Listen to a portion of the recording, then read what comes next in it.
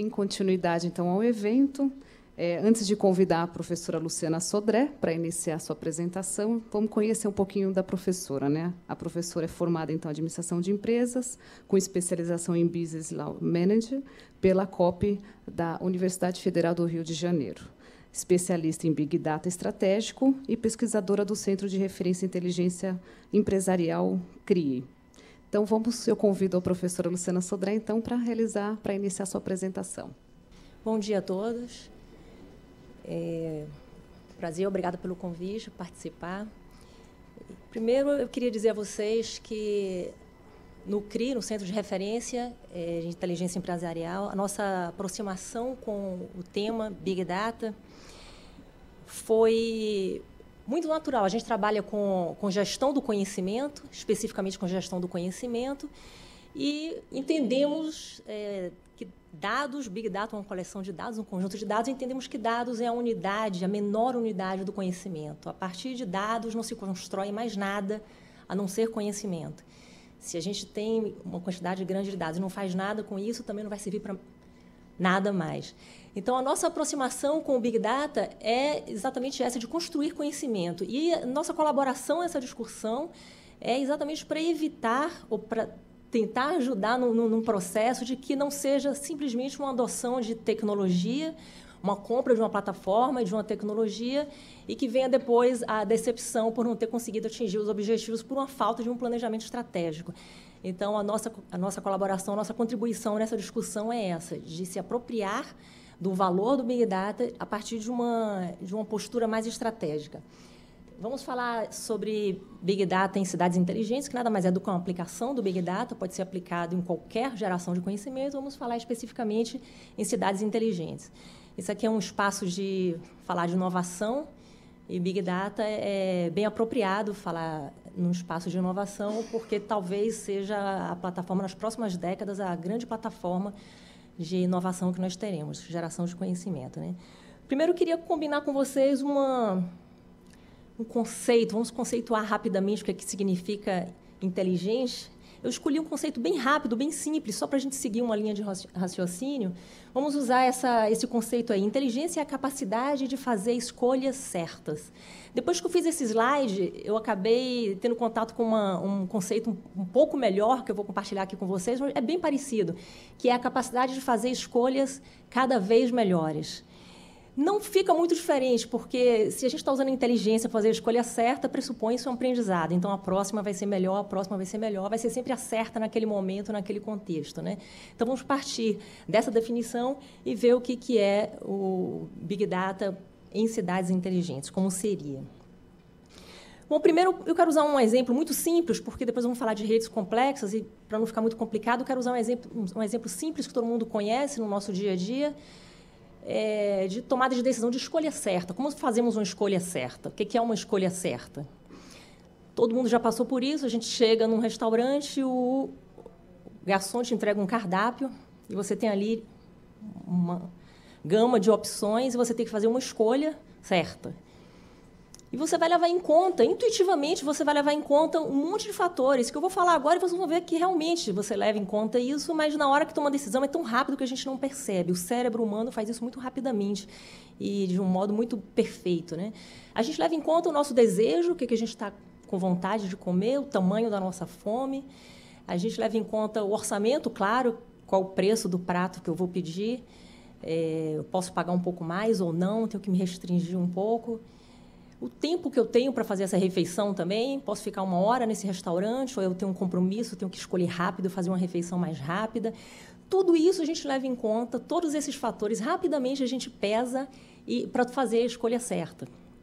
E, no final, isso tudo tem também um delta de tempo, existe um tempo razoável para a decisão dessa escolha, ninguém vai achar razoável passar 3 dias olhando um cardápio para escolher uma refeição, sob pena de perder o time de fazer a escolha, ela deixa de ser certa também, né? Então, temos o tempo também, é uma variável que é importante. E a margem de erro para esse caso específico ela é bem grande. Você pode errar à vontade, que o máximo que vai acontecer é você ficar chateado porque pagou por uma coisa e não ficou satisfeito, comeu e não gostou, né?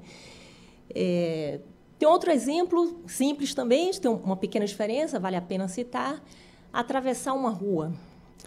Escolher o momento certo para atravessar uma rua é uma coisa que nós fazemos todos os dias, mais de uma vez por dia, e consideramos também diversos fatores. Para uma criança pequena que está começando a aprender como atravessar a rua com segurança, a gente diz o quê? Olha se vem carro. É assim que a gente fala, então ela analisa apenas isso. Vem carro, não vem carro. Depois a gente vai crescendo e vai aprendendo a colocar outros fatores no nosso modelo preditivo. Senão, a gente vai chegar numa rua super movimentada e esperar não passar carro para atravessar, a gente só vai atravessar às 3 da manhã, numa cidade como São Paulo, provavelmente. Então, nós temos que colocar outros fatores para melhorar a nossa capacidade de fazer a escolha certa. E vamos fazendo isso.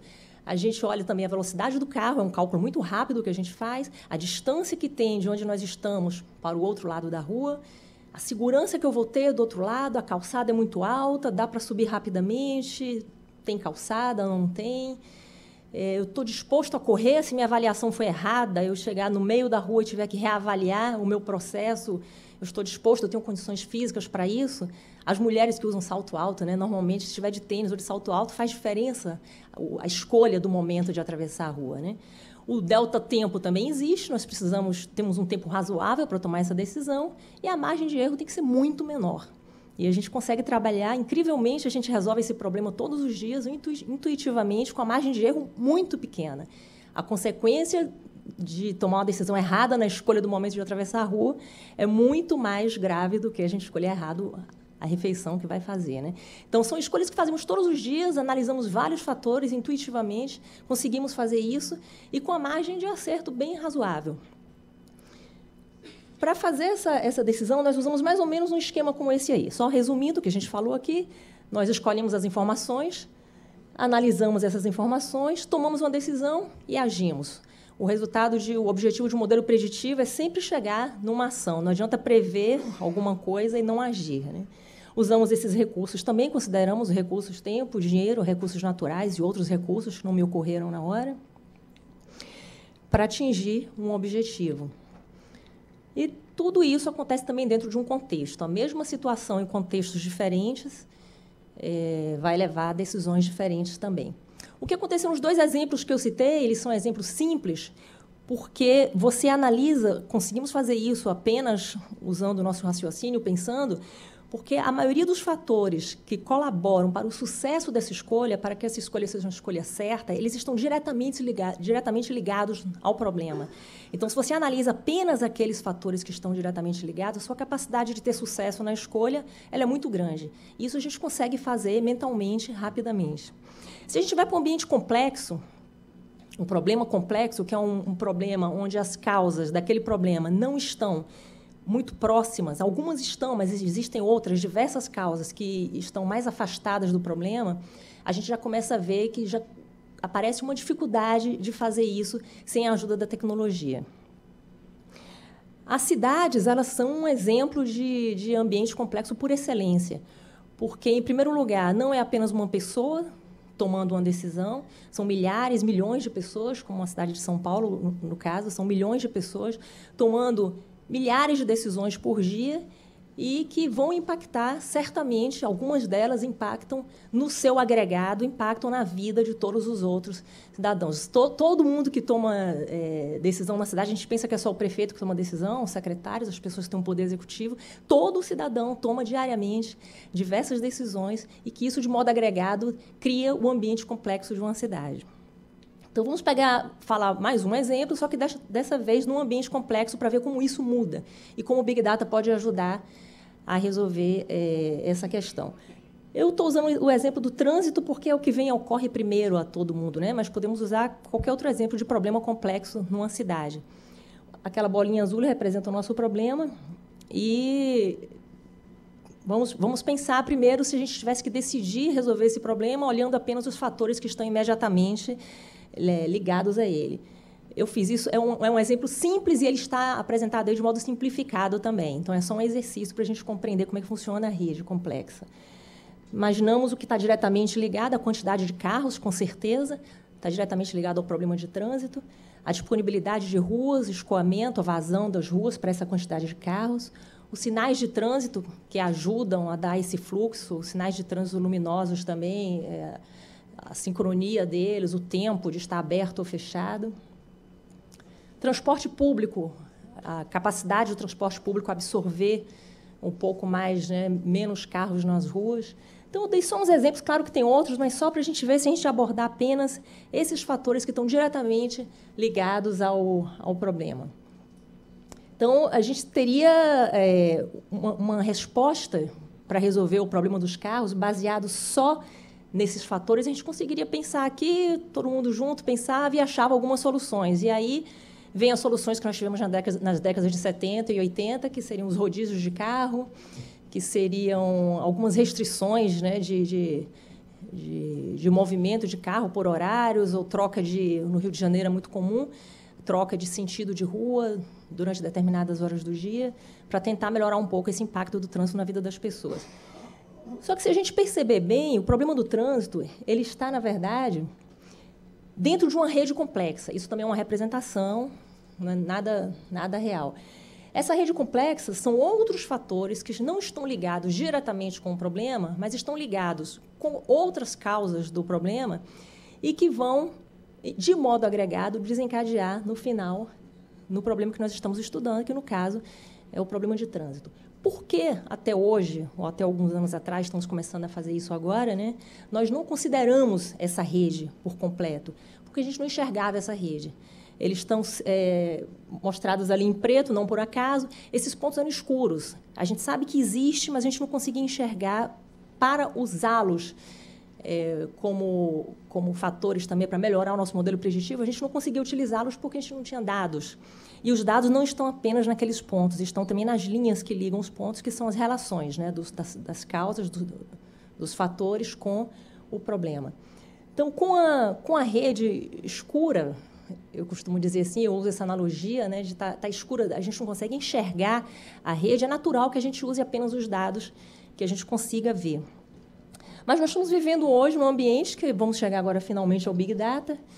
Para quem não tem muita familiaridade com o termo, vou falar rapidamente o que é isso. Nós temos uma quantidade de dados acumulados nos últimos 20 anos, 30 anos de uso intensivo da tecnologia e internet, inicialmente só computadores, depois os computadores ligados na rede mundial. E temos, então, essa quantidade enorme de dados. Um dado interessante é que 90% dos dados que estão hoje disponíveis, eles foram acumulados nos últimos 2 anos. Isso mostra o quanto nós estamos cada vez mais pessoas e fazendo cada vez mais atividades de modo digital e gerando esses dados aí. Então, a digitalização de documentos, dados transacionais de empresas, de instituições, feedbacks que damos todos os dias na internet, utilização pura e simples das redes sociais, crowdsourcing, que é quando nós somos convocados a participar de alguma resolução, de algum problema. A Wikipédia é um exemplo fantástico. Nós somos convocados a participar na criação de uma enciclopédia e participamos, muita gente participa. Rastros digitais, todo clique que se dá na internet deixa rastro de navegação, que são informações valiosíssimas de dinâmica humana. O idle sourcing é a colaboração involuntária. Idle significa preguiçoso ou não, é como se fosse não consciente, né? Então, os dados de GPS são um bom exemplo. Você está usando o GPS não para fornecer dados para a prefeitura ou para nenhum aplicativo, você está usando o GPS para se localizar, para se mover na cidade ou para que alguém te localize. Mas esses dados estão sendo acumulados e estão gerando informações que serão relevantes para geração de outros conhecimentos. E a internet das coisas, que se fala muito pouco ainda, mas são as máquinas conversando entre si sem interferência humana. Diretamente, máquina com máquina, objetos com objetos, através de dispositivos de radiofrequência ou outros dispositivos que fazem eles se comunicarem e permite maior automação de funcionamento desses objetos. Bom, o fato é que temos todos esses dados já acumulados durante 20 anos, 30 anos, depende do referencial que a gente use, e podemos agora resumir. O Big Data é resumido, quem já leu um pouco sobre o Big Data já chegou também nesse ponto aí. O Big Data ele é resumido, ele é definido, a maneira mais fácil de definir é pelas suas características, né? O volume, não preciso falar de novo, foi tudo que a gente já falou até agora, esse volume de dados que estão acumulados aí. A variedade são dados que estão vindo das mais diversas origens, então são dados muito diversificados, traz muita riqueza também à base. Eles são supostamente verídicos, porque foram dados que foram captados em transações reais de comunicação, ou de deslocamento, ou de transações comerciais. E a velocidade, que talvez seja a característica mais importante, que esses dados eles estão chegando em tempo real. Teoricamente, não precisamos mais esperar um mês para fazer uma pesquisa, para conhecer determinado fenômeno. Em breve, certamente, nós vamos saber qual a população do Brasil quase todo dia, a cada minuto. Não precisamos mais esperar um censo de 10 anos, a cada 10 anos. Então, essa velocidade com que os dados chegam diminui muito aquele tempo de resposta que nós falamos no começo, que é o tempo que você tem para resolver um problema. Essas quatro dimensões, que, por coincidência, começam todas com V, são os 4 Vs do Big Data, elas geram esse valor que nós enxergamos hoje na base. Esse gráfico mostra apenas, é ilustrativo, vocês conseguem ver ali em 2013, não sei se dá para ver aquela linha branca, mostra onde é que nós estamos hoje em quantidade de dados acumulados, e o último número é 2015, daqui a 2 anos, a expectativa de dados gerados, tanto dados transacionais como dados de mobilidade também, dados sociais. Essa é uma previsão feita pela IBM, mas é compartilhada por várias outras empresas. A previsão é bem parecida, várias outras empresas que trabalham com tecnologia da informação. Esse gráfico dá uma visualização boa. Voltando lá para o nosso problema do trânsito, depois de tudo isso, quando a gente começa a ter mais dados sobre esses pontos que estão escuros aí, a gente pode começar a utilizar esses pontos que eram escuros antigamente no nosso modelo preditivo para resolver o problema. Então, começamos a iluminar. Isso também é especulação, é uma brincadeira que eu estou fazendo com vocês aqui, uma especulação de que outros fatores poderiam influenciar no nosso problema. Então, o tempo, a previsão do tempo, influencia na quantidade de carros, nas condições das ruas, vai ter impacto também no trânsito. Quantidade de vagas, se fosse possível a gente saber a quantidade de vagas e quais estão disponíveis para a gente rodar menos em busca de vagas, os shoppings já fazem isso, já marcam as vagas com luzes, em cada vaga as vagas disponíveis, e diminui bastante o tempo de carro circulando nos corredores. Isso pode ser feito nas cidades também. Dias da semana, a gente tem alguma intuição, né? Qual é o dia que a gente faz isso intuitivamente? Não, hoje é sexta-feira, o trânsito é pior. Então, isso a gente pode ter também com dados reais, para colocar no modelo preditivo, fornecimento de energia para a operação dos equipamentos da cidade, acidentes que acontecem, e aí uma especulação para a gente ver como a gente pode também ir bem longe do problema. Será que chegada e saída de voos tem algum impacto? E aí vem o insight que nós estávamos conversando anteriormente, o insight daquela pessoa que conhece bem o problema, conhece bem o sistema, juntamente com pessoas que têm capacidade de colocar esses dados juntos para serem correlacionados e gerar informações importantes para resolver o nosso problema. Então, a gente está vendo aí que, quando a gente começa a ter dados de outras origens que não eram antes conhecidas, a rede começa a se iluminar. Então, eu costumo dizer que o Big Data ele é uma maneira de iluminar a rede complexa do problema. A gente vai conseguir resolver problemas complexos de uma maneira mais abrangente. Abre um pouco esse diâmetro de análise do problema. Tinha mais um exemplo aí, eu acabei pulando. Bom, e vamos voltar agora, que é o que a gente discute muito lá no CRI, que é voltar ao lado humano. Tem muita tecnologia envolvida em Big Data, não se faz Big Data sem tecnologia, primeiro porque a base de dados é digital e só se analisa dados digitais com tecnologia digital, de análise digital. Então, tem muita tecnologia envolvida, mas a gente tem que ter sempre em mente que a gente tem que partir do ser humano e voltar ao ser humano. O problema tem que ser resolvido partindo das necessidades humanas e voltando. O agente final, o tomador de decisão, vai ser sempre um ser humano. No caso da cidade, esse ser humano é o cidadão, né? Costuma-se falar, em analogia ao Smart City, o Smart Citizen, que é o cidadão também inteligente dentro desse processo de utilização do Big Data. Esse cidadão ele vai usar essas informações, ele tem que colaborar para gerar esses dados. Muitos dados hoje são utilizados com colaboração, são feitos, né, com colaboração das pessoas que estão usando a cidade. vivendo na cidade, todas as relações profissionais, comerciais, sociais, são todas feitas na cidade onde moramos, então estamos gerando dados também, podemos colaborar também com a formação dessa base de dados, e tem que compreender também o objetivo, ajudar, participar na elaboração do objetivo e na consecução do objetivo.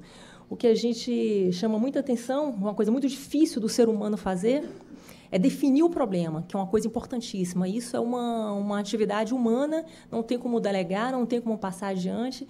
E entender o problema, isso não é uma dificuldade hoje, do momento, não. Isso sempre aconteceu. Acontece que, se com uma rede complexa, digitalizada, se você define o problema errado e você começa a usar um modelo para resolver esse problema que foi definido de modo errado, você chega rapidamente no lugar errado. Muita gente diz assim, mas então é até melhor, porque eu chego rápido, vejo que está errado e volto rápido. Acontece que o investimento é muito grande. A sua margem de erro vai ter que ser muito menor agora. Então, a definição do problema é uma das coisas mais importantes, é o que mais a gente está trabalhando na pesquisa lá no CRI, essa abordagem do problema. Eu queria voltar até no exemplo que eu dei lá, que é do trânsito. Nós definimos o exemplo como trânsito, o problema é o trânsito. E nós trabalhamos todas as soluções para resolver o problema do trânsito. Mas talvez a gente tenha que pensar que o nosso problema é a necessidade de mobilidade. Eu vi uma pessoa responsável pelo trânsito em Dublin, na Irlanda, mostraram a ele um mapa todo complicado, todo digitalizado, com os carros em engarrafamento, as pistas vermelhas piscando mostrando a confusão do trânsito que estava, e perguntaram a ele, o que é que você está vendo aí? Ele falou assim, eu estou vendo pessoas com necessidade de mobilidade. Ele não está vendo muitos carros na rua. Se você coloca o problema, tem muito carro na rua, as soluções vão ser rodízio, você tira metade dos carros da rua cada dia, isso foi uma solução que funcionou bem durante um tempo, mas que hoje já não funciona mais. O tempo que vai valer essa solução, ele é muito pequeno, vai chegar um momento que ele vai acabar porque você focou o problema errado. Se você tira os carros da rua, você não resolve o problema de mobilidade, você pode resolver o problema de trânsito. Se proibir todo mundo de sair na rua, as ruas vão ficar desertas, não vai ter trânsito nenhum. E a gente está com um problema de mobilidade, continua. Isso serve para qualquer outro problema, é um exercício, não é fácil de fazer, mas a gente pode começar a exercitar. Está muito na moda esse tema aí também, né? Nós precisamos de mais leitos, mais médicos, ou nós precisamos de saúde? Esse foco vira para soluções em medicina preventiva e outras coisas que nós conhecemos que podem estar um pouco fora do problema de falta de médicos. A mesma coisa, escola, precisamos de mais escolas, de mais professores, ou temos a necessidade de educação? Precisamos de mais lixeiras, mais garis, ou nosso problema é a necessidade de ruas limpas. Se a gente foca, precisamos de lixeiras, identificamos que a cidade tem poucas lixeiras e colocamos uma quantidade enorme de lixeiras na cidade, a cidade continua suja, a gente não resolveu o problema, né? O problema não está na falta de lixeira, está na pessoa que está jogando o lixo no chão. Então, quando a gente define o problema de maneira correta e coloca esse problema na rede complexa, como a gente viu antes, abrem-se as possibilidades de solução. E essas soluções, elas são mais rápidas e mais duradouras. Então, como a gente define o Big Data estratégico, é isso. A definição do problema é importantíssimo. Colocar esse problema na rede, não olhá-lo isoladamente, abordar o problema de maneira sistêmica, verificar a existência de dados, se existem os dados, se eles estão disponíveis, estão numa base que possa ser usada. Aí é uma parte mais técnica do assunto, né? Desenvolver os modelos preditivos para as tomadas de decisão, que é o core do Big Data, tem um vislumbre do futuro, né, para tomar a decisão correta. A visualização dos dados, essa analítica toda tem que ser colocada de modo que as pessoas, o tomador de decisão possa compreender, ele não vai conseguir entender uma planilha cheia de números, ele tem que visualizar os dados de uma maneira que ele possa tomar a decisão rapidamente e colocar a ação na mão da pessoa que mais pode resolver o problema. Então, o problema de trânsito, por exemplo, a gente tem que colocar a visualização de toda essa analítica na mão do motorista de táxi, do motorista do carro particular, das pessoas que estão tomando aquelas decisões a cada minuto, a cada momento, que rua tomar, que horas eu saio de casa. Então, essa decisão que é tomada por cada pessoa individualmente, ela vai, depois, num agregado, trazer um problema sistêmico, um problema complexo. Então, essa ação no final das contas, todo esse processo tem que colocar, a gente tem que lembrar disso, não adianta a gente ter todo um processo de analítica e colocar a solução e a visualização desses dados na mão de uma pessoa única que está centralizando e decidindo. Hoje a gente tem tecnologia para colocar a decisão na mão de cada pessoa, né, na mão do cidadão. E é isso que nós chamamos do cidadão inteligente, que participa da formação da cidade inteligente. Era só isso, mais alguma dúvida a gente conversa depois no bate-papo. Agradeço a vocês.